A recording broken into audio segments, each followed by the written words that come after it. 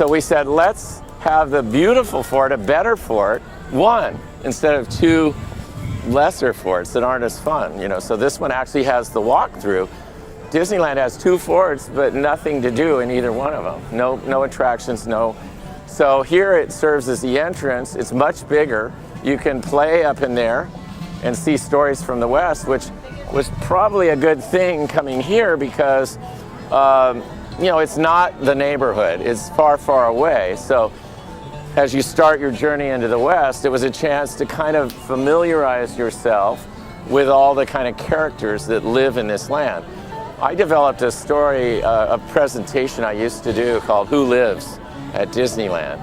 And all of you that are cast members on stage are really taking roles in these stories, you know. So the characters that are up and around the ramparts here are people that, you know, aren't alive, but they give the guests a sense of the kind of life that they're entering in this land. Then you go to the Golden Horseshoe, and there's stories in there that reinforce that.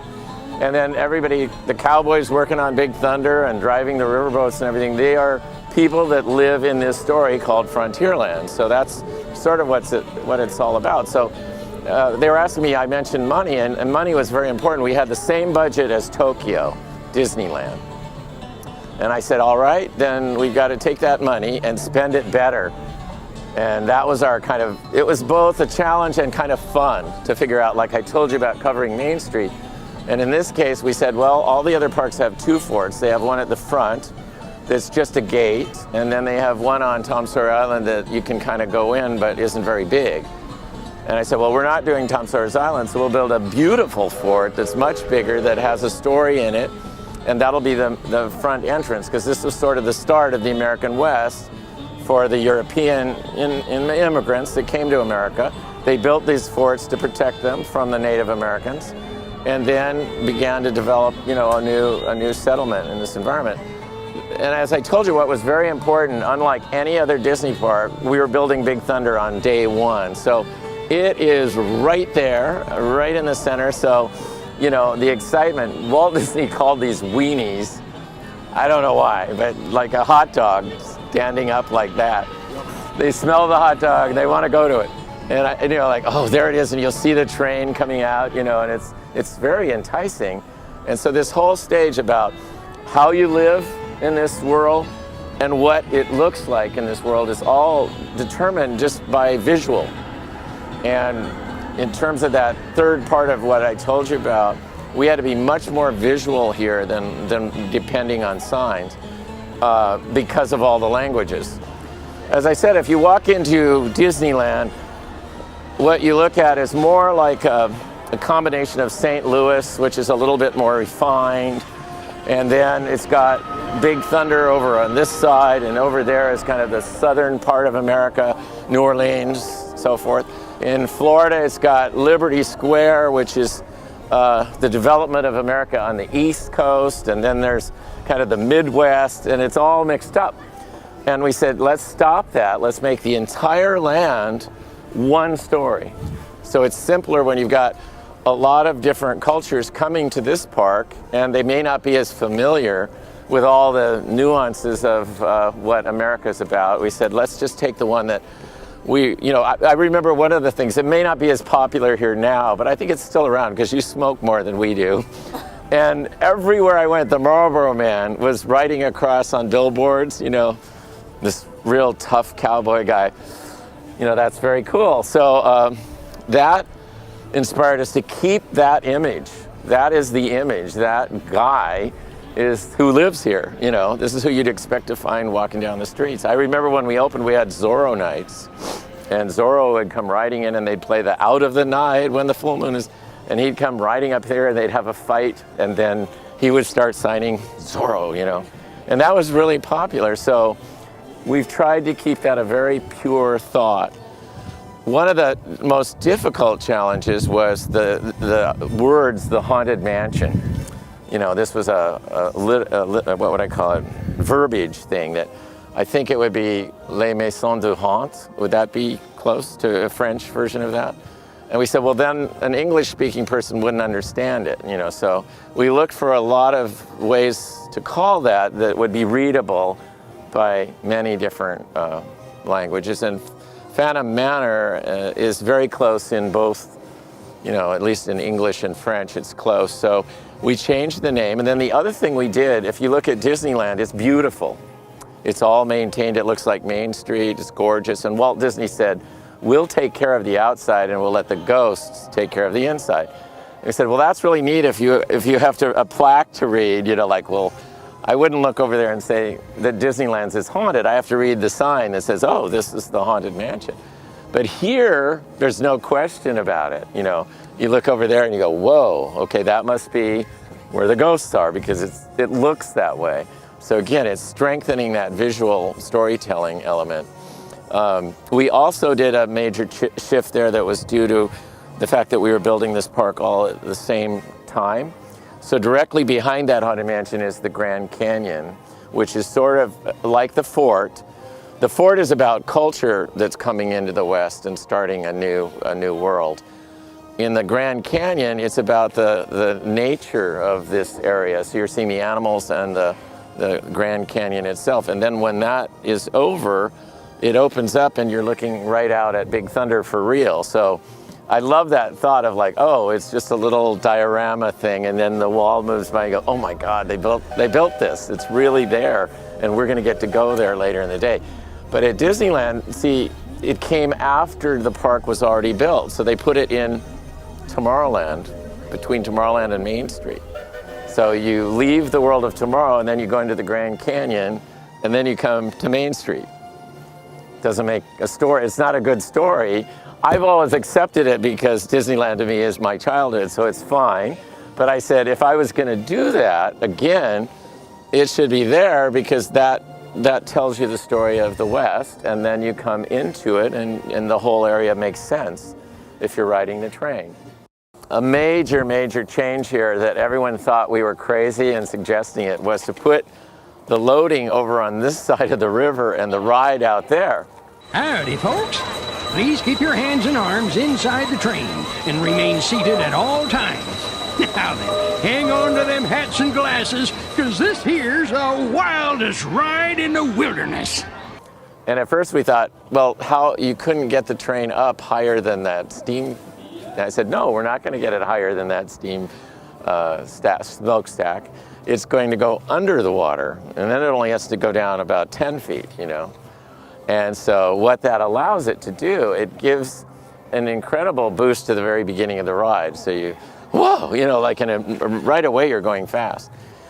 So by putting it over there, we have to get all the way down there and then go back up very fast to get back in the station, which makes the ending a spectacular ending on this ride. And I think that alone is what pushed it over the top and made it. They all thought Space Mountain would be the big one, but I think here, that combination that, our landscape people here work very, very hard. They've taken down a lot of the foliage to make it visible again, because climate here is so comfortable for plants to grow, unlike California where nothing grows unless you water it. Here, if you just look away from it, it's green, and you've got, swans swimming out here and everything, and big, beautiful trees. So keeping this land dry is really, really hard, but it gives you a look that you're not used to.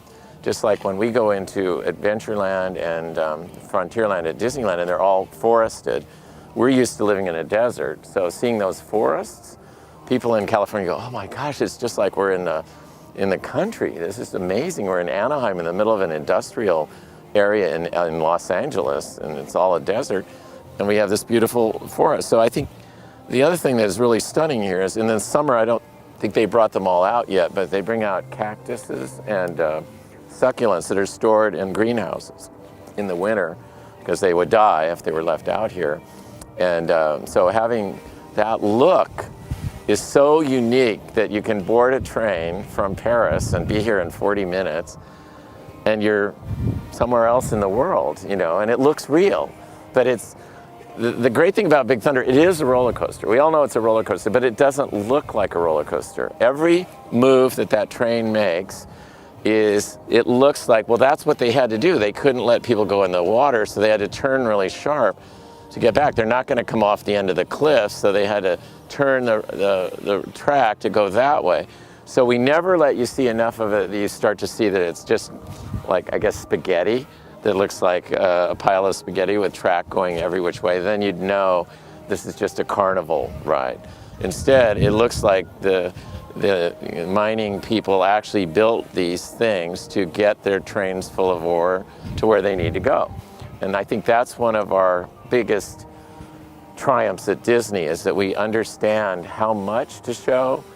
Because you might say, well, why don't you show all the ride? Because that would be more exciting for us over here. But then it wouldn't look real. The teasing, we tease you. You see this come out, it goes around there, it goes over here. And you go, that must be amazing over there. I want to go and find out what that is. It's better than standing there and seeing it go up the hill and go down. And you have to believe that that rock was there before we built any human things here. So everything that is human-made, like the bridges and the buildings, has to look like it was cut out of the rock that was already there. When you go to a lot of other parks, look at it and you'll see that it looks like the rock grew like a living thing growing around the building. And that is something that always really tells you right away this is not real, and it takes you out of the moment. We have a theory we call eliminating contradictions. Now what that means is when there's something that sticks out that doesn't belong in that area, then you lose the story and it goes away.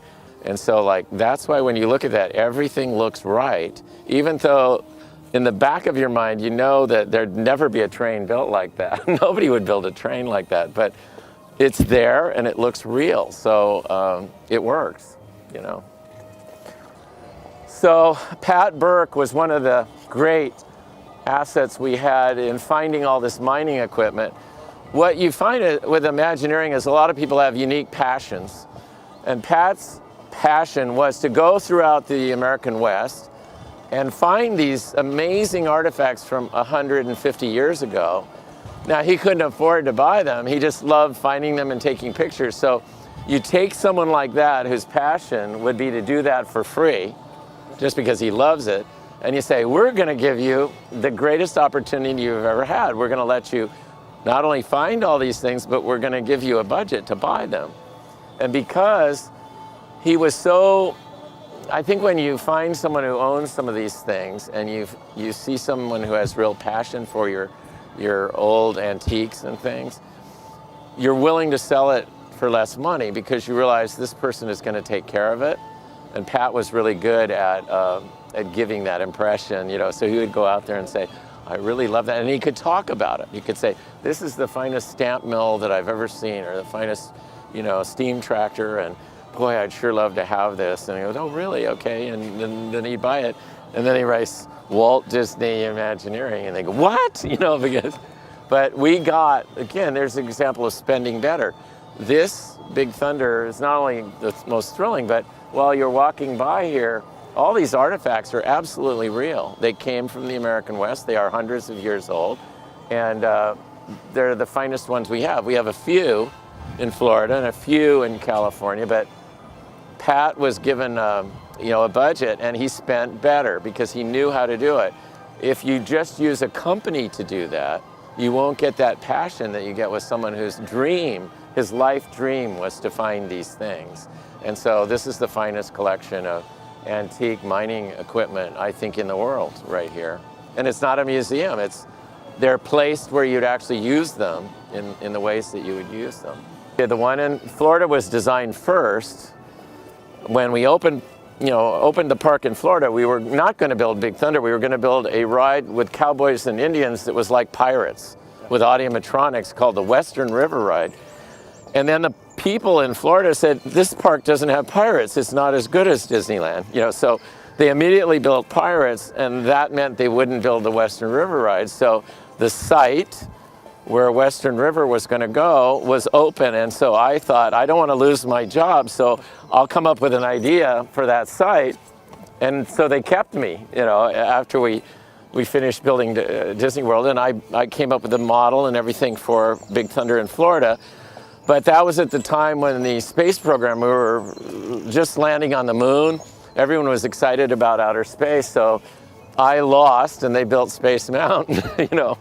And that was I think they built Space Mountain in '75, and then it wasn't until '81 that we built the first Big Thunder in Florida. But in the meantime, Disneyland wanted something new in California, so they opted to have me do a new version of Big Thunder. And it actually opened 2 years before. So that was the second one designed, but it was the first one opened was in California in '79. This area has changed a lot, as you know. We thought this would really be fun for the guests to do a real hoop and holler cookout with, bluegrass music and everything. And I think that's pretty much as it was designed originally. What Walt was so concerned about in Tomorrowland and everywhere was having movement. So the Dumbo rides and people climbing tree houses and Big Thunder Mountain and all that, that makes the area exciting. When the Molly Brown comes in and the whistle is blowing, the area becomes more exciting. Even if you don't ride it, just seeing it come in, it's exciting to the guests to see that.